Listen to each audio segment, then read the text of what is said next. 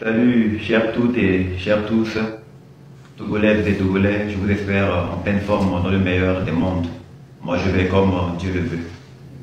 Si vous avez souvenance, depuis un temps, et dans un passé récent, j'ai fait une série de vidéos dans lesquelles j'avais des propos injurieux et outragieux envers le président du Conseil des ministres, son Excellence Faure Sezona Gnadongbe. Suite à cela, le Togo étant un pays de droit, la justice fait saisie de l'affaire et j'ai été interpellé. Lors de mon audition, les professionnels du domaine ont estimé que je traversais une période de dépression aggravée et ont suggéré que je sois transféré au centre psychiatrique de Zébé afin que les médecins puissent m'aider à me reprendre en main. Donc, après quelques jours de traitement, aujourd'hui je suis un peu plus apaisé et je prends conscience de la gravité de mes propos et de mes travers. J'aimerais pouvoir saisir cette occasion pour demander pardon et présenter mes sincères excuses à Monsieur Faure, à son Excellence Faure Sezona Gnadongbe, président du Conseil des ministres, par rapport à mon comportement déviant, discourtois et outrageux à son endroit alors qu'il ne m'avait jamais rien fait personnellement. Les rapports des médecins pourront le prouver. Je traversais une période de dépression grave qui m'a fait être hors de moi. Aujourd'hui, je suis beaucoup plus apaisé et je voulais sincèrement, devant le peuple togolais et devant le monde entier, lui demander pardon et lui présenter mes plus sincères excuses par rapport au comportement que j'ai eu à son endroit, les injures et tout ça, ce n'est vraiment pas moi. Je profite de l'occasion pour dire à tous les citoyens que le Togo est un pays de droit et quiconque viole la loi est tenu de répondre de ses actes. Ayant moi-même violé la loi, c'était normal que la justice m'interpelle. Donc ma interpellation n'était pas arbitraire, au contraire, elle était justifiée. Je profite pour passer un message à l'endroit de notre jeunesse, à l'endroit de tous nos citoyens, pour leur dire que la liberté d'expression existe. Mais nous devons savoir que notre liberté s'arrête là où commence celle des autres. Il n'est pas interdit de dire ce qu'on pense ou de dénoncer, mais nous devons apprendre et savoir le faire en restant dans le cadre légal. Dura lex sed lex. La loi est dure, mais c'est la loi. Quiconque est déviant doit répondre de ses actes. Encore une fois, j'aimerais que tout l'ensemble des populations puissent joindre leur voix à la mienne pour présenter mes excuses et demander pardon au chef de l'État par rapport à tout le comportement déviant, les mots outrageux et injurieux que j'ai lus à son endroit.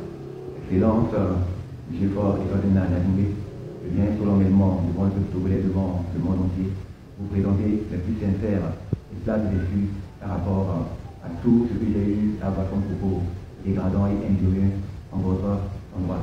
Puisse Dieu vous donner la force de trouver des mots pour me pardonner ma déviance. Je vous remercie. Votre gouvernement togolais, votre président togolais, comme il a dit que la jeunesse africaine est inconsciente, donc il pense vraiment que nous on est bêtes, on allume une caméra là, on réfléchit pas avant de venir parler. Les Togolais, regardez bien cette vidéo là, regardez bien le visage de Moro là, est-ce que c'est la même personne encore? Non, regardez bien, tellement qu'ils l'ont torturé en prison là-bas, tellement qu'ils l'ont woro, les injections bizarres qu'ils ont mis dans sa tête, elles ont fait lavage de cerveau en 8 jours. Lui va venir dire ici que non c'est fini quoi. Vous pensez qu'en voulant le libérer là, il n'a qu'à venir dire ça là, non c'est fini quoi, c'est faux. Si les Togolais se sont pour regarder le gouvernement ça là en place là, et puis ils n'ont pas réagi, c'est qu'eux-mêmes ils sont bêtes. Non, c'est que les Togolais eux-mêmes ont peur de réfléchir. Si les Togolais ont cru à ça là, quelqu'un ont forcé pour déposer là en train de parler, quand ils voient son expression, quand ils regardent son visage, mais ils sentent vraiment que lui là, c'est pas les parents que lui-même il a réfléchi, il dit ça comme un test, ils l'ont donné, il a bossé ça pour s'arrêter là. Vous pensez que nous on n'est pas intelligent? Rendu fou. Où il est là, mais si tu lui demandes où il est, mais il se retrouve pas. Vous pensez que nous on n'est pas intelligent? C'est maintenant rendu fou. Demain tu as donné une vidéo ça à Amran, c'est toi qui as dit ça, lui il va dire non c'est faux, c'est pas moi qui ai dit ça là. Votre moral a train de se moquer du peuple. Il pense que non, comme il a vu les tensions, c'est-à-dire les gens commencent à parler lui là, il va dégager, tout le monde entier commence à se révéler contre lui là. Il va venir libérer Amran aujourd'hui à la veille de demain, là comme ça pour faire croire aux gens que non ça va, Amran va venir dire dans sa bouche que ça va. Nous on sait que vous l'avez forcé, c'est pas Amran lui-même qui est en train de réfléchir pour dire ça là. Nous on sait que c'est un test, vous l'avez donné la bosse, vous venez réciter ça là. Vous pensez que nous on n'est pas intelligent. Voilà, donc si tu veux là, faut libérer tout prison même de Lomé ou bien quoi là. Tu as menti. Demain les Togolais vont sortir et ils vont te montrer ton vrai nom. Demain c'est ton anniversaire non. Ils vont fêter ton anniversaire pour toi. Maudia. En tout cas les Togolais, si vous comptez cette vidéo ça n'est pas sorti demain pour lui montrer son vrai nom, c'est que vous aussi vous êtes maudits. Parce que nous on n'est pas au Togo. Nous nos rôles là, c'est en train de jouer comme vous voulez. Ce qui se passe là-bas, la dictature qu'il a installée là-bas, et puis vous ne pouvez pas dénoncer là. De la manière qu'il emprisonne ses frères à cause du pouvoir, de la manière qu'il tue les gens pour être au pouvoir là. C'est ça nous on est venu présenter aux yeux du monde, c'est ça nous on est venu casser les papos parce que vous ne pouvez pas parler. Donc si vous restez dans vos coins comme des lâches, c'est votre problème. Vous êtes un incapable. Et un incapable ne mérite pas de nous présider. Vous devez dégager. Que les énergumènes. S'il n'y a pas eu des gens qui ont pu vous le dire, moi je vous le dis. Vous n'êtes pas plus important que tous les Togolais. Votre vie n'est pas plus importante que la vie de tous les Togolais, monsieur Fort. Salut, chers toutes et chers tous, Togolaises et Togolais, je vous espère en pleine forme dans le meilleur des mondes. Moi je vais comme Dieu le veut.